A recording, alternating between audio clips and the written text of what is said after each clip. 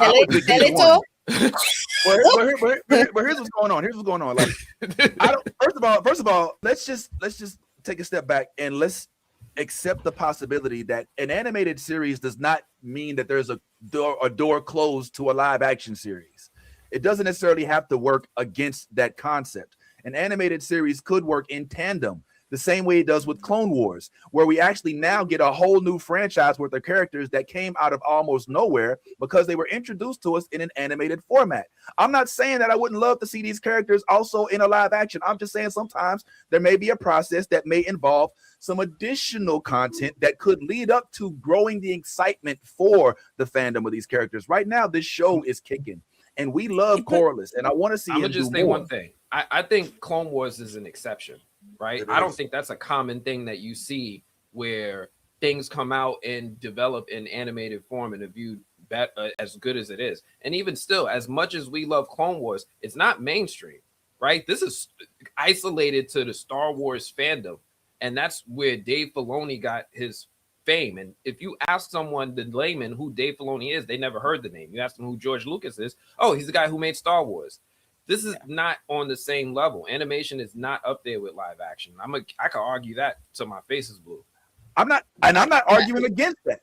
I'm just stating the possibility that there's not always a straight line from idea to big to small screen. Sometimes idea goes through book, then animation, then movie screen. And in this particular instance, we already have a live action Corliss, which we love to gain more popularity for the character. So there's more of a demand for him. And there's a way to do that.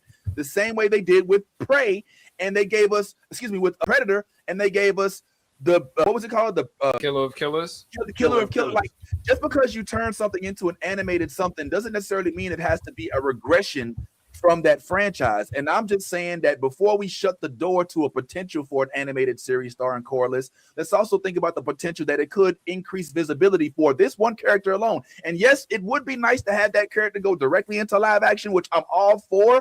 But in the same way we got Anakin, and now we got more people that are, oh, I love Ahsoka, and more people now are like, oh, who is this? I mean, the Rebels came out of all that. Like, so much can happen. I would like to just close the door on it. Same like Castlevania. Yeah. I would be so interested in seeing what a Castlevania nocturne live action may look like now, but I wouldn't even have known what that would look like before if you weren't introduced to it in a manner that they don't have any holds of any bards, and they can slash and cut and kill. And now I know what I'm visioning, and I know what I want. So again, I'm not saying that anybody here is wrong. We're all speaking our preferences, which I love when we kind of like have different opinions. It makes more sense. And I don't think there's a wrong answer. I still would give Ty's monologue today a standing ovation. And I still believe that what he said is the way I truly feel. I'm just not as willing to close the door on the idea that this could be potentially, as much as it may feel like a step backwards, it could be helping in developing the level of popularity we have for Corliss. In the same way we had a cult following for Boba Fett before he actually was a real character, and Mace Windu, who was a concept in George Lucas's mind before he actually became so popular with his great lightsaber. Like, sometimes the introduction of a concept and increasing its popularity subtly makes it even bigger for the mainstream. Or I don't know, maybe I'm just an idealist.